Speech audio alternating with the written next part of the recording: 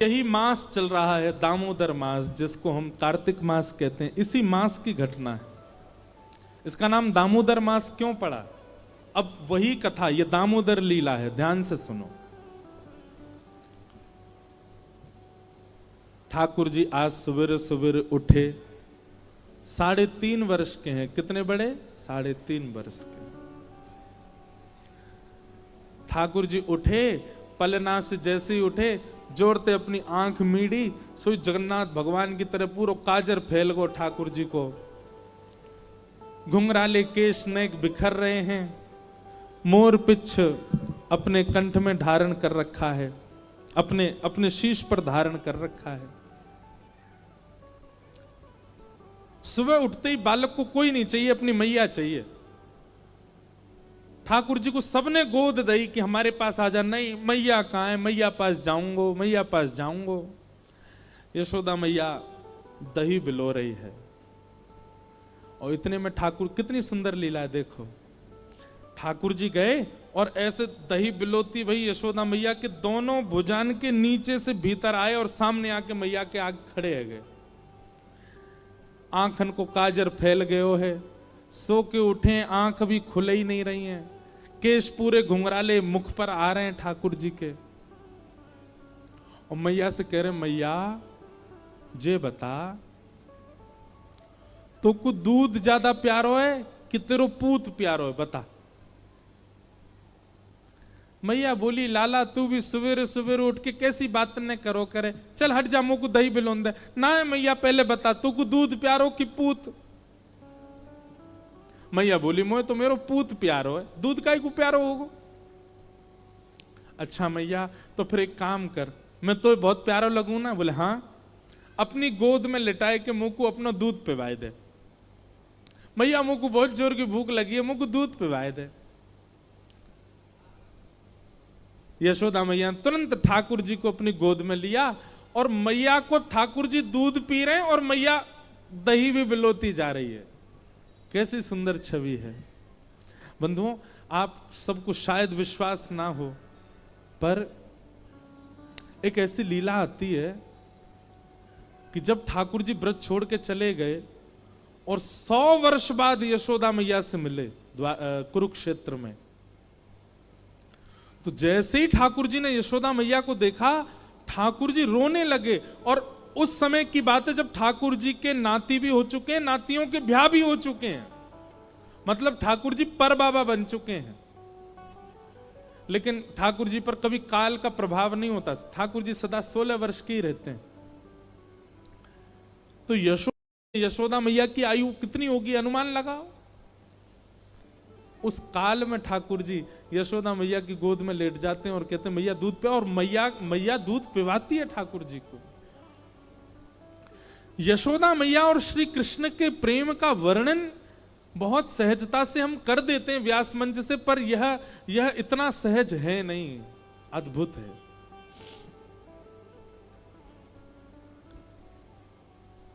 यशोदा मैया का पयोधर पान करने लगे। अब लीला सुनो। यहां ठाकुर जी जैसे मैया का दूध पीने लगे, सामने चूल्हे पर, अंगीठी पर गैया का दूध उबट रहा था।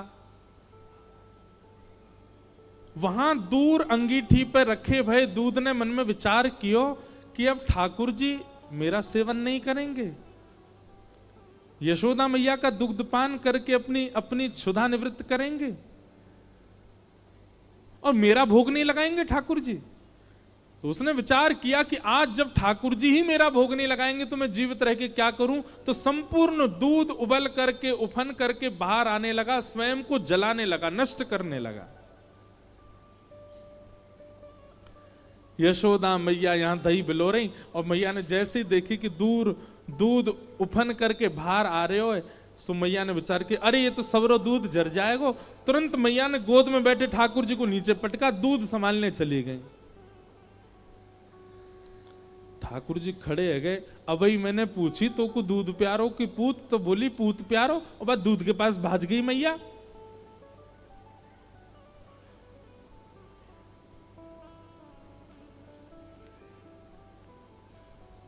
हमारे यहाँ के वैष्णव जन वर्णन करते हैं कि श्री ठाकुर जी जब हमारे पास आते हैं तो हमसे पूछते हैं, क्या तुमको संसार प्रिय है कि मैं प्रिय हूं? तो हम कहते हैं कि नहीं ठाकुर जी, आप ही हमको प्रिय हो। सोई संसार में कुछ ऐसी उथल पुथल होती है, हम ठाकुर जी को भूल जैसे संसार की ओर भागते हैं। सो ठाकुर जी कहते हैं, अच्छा झूठ बोला मोते, मोते तो कह रहे हो कि मुझको आप प्यारे हो, वह संसार में नेक आकर्षण कावे हो, भाज गए हो बाकी ओर। ठाकुर जी बोले, मैया ठीक है, आज या दूध को ही देखूंगा मैं, हैं ये ज्यादा प्यार हो तो मुझे छोड़ के भाज जाए। सो ठाकुर जी ने एक बड़ो सा डंडा उठायो और जो मैया दही बिलो रही थी उस मटकी में ही मारा, मटकी फोड़ दी। और इतना ही नहीं, इतने क्रोध में भर गए ठाकुर जी, गौरस भंडार में गए, जितनी मटकियां थी मैया यशोदा की सब फोड़ दें। यशोदा मैया ने दूध संभाला और संभाल करके पीछे मुड़ करके देखा तो मां दही की हंडी फूटी पड़ी है और सबरे मटका फूट रहे हैं और लाला उछल उछल करके सबरे मटकान को फोड़ते जा रहा है। यशोदा मैया बोली, लाला बिगड़ गयो, आज मैंने लाला को यदि दंड नहीं दियो तो बहुत बिगड़ जाएगा। यशोदा मैया ने तुरंत अपनो पल्लू खोस करके और एक छड़ी उठाई, बोले रुक जा दारी के तो बताऊं मैं। और मैया जैसी छड़ी लेकर के भागी हैं पीछे, आगे आगे ठाकुर जी भाग रहे हैं चौकड़ी मार करके। चौकड़ी मार के जानते हैं चौकड़ी मार के मतलब हुए, बड़े लोग 4 कदम जितना दौड़ते हैं, बच्चे उतने में 8 कदम दौड़ जाते हैं। तो ऐसे ठाकुर जी द्रुत गति से दौड़ रहे हैं और मतलब ऐसे भाग रहे हैं मानो जैसे पीछे कोई शेर पड़ गए हो। और चौकड़ी मार के भागने को मतलब ये रे, कभी कोई गली में कूद जाएं, कभी कहीं से कूद जाएं, कभी कहीं उछल जाएं। अब यशोदा मैया तो बेचारी 80 बरस की, फिर भी पीछे दौड़ रही हैं और ठाकुर जी चौकड़ी मार के यहां थे वहां कूदते कादते भय दौड़ रहे हैं। उस समय आकाश के देवता यशोदा मैया को वंदन करते हैं, बोले मैया, जिनके डर के मारे ब्रह्मादि देवता भी भागते हैं वो आपसे डर के भाग रहे हैं आज। यशोदा तेरे भाग्य की कही ना जाए। अरे कहां तक कहें, यशोदा मैया के केश में जो गजरे लगे हैं ना, उसके भी पुष्प टूट टूट करके यशोदा मैया के चरणों में गिर रहे हैं। मैया हम तेरे शीश पर रहवे के योग्य नहीं, हम तो तेरे चरणन के अधिकारी हैं। ठाकुर जी दौड़ रहे हैं, थोड़ी दूर पहुंचे होंगे कि यशोदा मैया तो थक गई और बीच रास्ता में बैठ गई, जोर जोर से सांस लेने लगी, अपने पसीना पहुंचने लगी। इतने में ठाकुर जी ने पीछे मुड़ के देखी और पीछे मुड़ करके देखी यशोदा मैया बैठ गई, एक वृक्ष की आड़ में चले गए और वहीं से कह रहे, मैया का भयो, तू भाग क्यों ना रही मेरे पीछे? यशोदा मैया बोली, लाला मैं थक गई हूं ना, अब बूढ़ो बड़ो शरीर है, तू इतना दौड़ावे मुंह को, अब मैं हार गई हूं। ठाकुर जी बोले, मैया, ठाकुर जी को चिंता हो रही है मैया की, मैया तेरी हार कैसे दूर होएगी? यशोदा मैया बोली, अच्छा सीधे कितने ठाकुर जी? यशोदा मैया बोली, मेरो लाला दौड़ के आवेगो और आके मुंह को अपने अंक में भर लेगो, सोई मेरी हार दूर रह जाएगी। सो ठाकुर जी एक बार तो दौड़े मैया की ओर और दौड़ के फिर रुक गए। मैया बोली, कहां भयो लाला, आजा। बोले, ना है मैया मैं ना आऊंगा। बोले क्यों? वो तेरे हाथ में जो छड़ी है ना, तू या तो मुंह को बहुत डर लगे, पहले या को तू दूर फेंक तब आऊंगा। और कहा पता तो तेने या तो 2-4 बार मार दियो तो मेरे लग जाएगी मैया, पहले या को फेंक। मैया बोली, सांची बता, या को फेंक दूंगी तो आ जाएगा? बोले हाँ। मैया ने जैसी छड़ी फेंकी, ठाकुर जी दौड़ करके गए, बिल्कुल विचार नहीं किया कि मैया मुझे पकड़ लेगी, दौड़ करके गए और मैया के अंग से लग गए और जाके मैया के प्रश्वेत संभालने लगे। मैया तू ठीक है, जा, तू हारे मत। यशोदा मैया को पहले तो बहुत सुख मिला, ठाकुर जी अंक में आ गए, पर थोड़ी देर बाद यशोदा मैया ने चेहरे का रंग बदला, कहने का ढंग बदला, तुरंत लाला पकड़ लिए जोर से, अब आयो हाथ में, चल तो बताऊं मैं अभी। ठाकुर जी बोले, मैया तू तो यूं कह रही कि मैं तो ना पकड़ूंगी। बोले मैं तो झूठ बोल रही तो अच्छा मैया तू झूठ बोले, मैं तेरो लाला ना हूं आज के बाद, पूरे गोकुल में हल्ला कर दूंगा मैं तो नंद बाबा को लाला हूं, यशोदा को लाला ना हूं, यशोदा झूठ बोले। हाँ बोल दियो जाए करके, अब तो उखलते बांधूंगी और आज ना तो रोटी मिलेगी ना मक्खन मिलेगा, खड़ो रहे पूरे दिन ऊधम मचावे। यहीं पर हमारे टीकाकार वर्णन करते हैं, भैया इस पूरे दृश्य को अभी आपने कथानक रूप से समझा, अब इसको आध्यात्मिक रूप से समझो। ठाकुर जी आगे भाग रहे हैं, यशोदा पीछे भाग रही है। ठाकुर जी कौन है? परमात्मा। यशोदा कौन है? मैं और आप सब जीवात्मा। हम जब ठाकुर जी के पास जाते हैं, ठाकुर जी हमसे दूर ही भागते हैं। जब हम कारण पूछते हैं कि ठाकुर जी आप हमसे दूर क्यों भाग रहे हो, तब ठाकुर जी कहते हैं तुम्हारे हाथ में एक छड़ी है। कैसी छड़ी? बोले अहंकार की छड़ी, काम की छड़ी, क्रोध की छड़ी, लोभ की छड़ी। ये सारी छड़ियां तुम्हारे हाथ में लगी हैं और इन छड़ियों से मुझे बहुत भय लगता है। मैं कभी कभी मन बनाता हूं कि तुम्हारे पास आऊं, पर तुम्हारी वो छड़ी जब मुझे दिख जाती है तो मैं फिर से भाग जाता हूं। तो ठाकुर जी आप हमारे पास कैसे आओगे? बोले किसी गुरुजन के आश्रय में जाकर के इन छड़ियों का त्याग करो। जिस छड़ी की वजह से मैं तुम्हारे समीप नहीं आता, अपने अभिमान, अपने काम, अपने क्रोध, अपने लोभ, अपनी दूषितताओं का त्याग करो। इसके बाद कितना सुंदर कहते हैं, त्याग तुम करो, फिर तुमको नहीं आना, दौड़ के मैं ही तुम्हारे पास आ जाऊंगा, मैं ही आकर के तुम्हारे अंक में भर जाऊंगा। यशोदा जी ने जैसी छड़ी, ठाकुर जी जानते हैं कि मुझे पकड़ लेगी, लेकिन फिर भी दौड़ के गए, क्योंकि छड़ी का त्याग कर दिया। छड़ी दोष है। यशोदा मैया के अंक में भर गए। मैया तो पकड़ के ले गई और लाला को जाकर के ऊखल से बांधन लगी।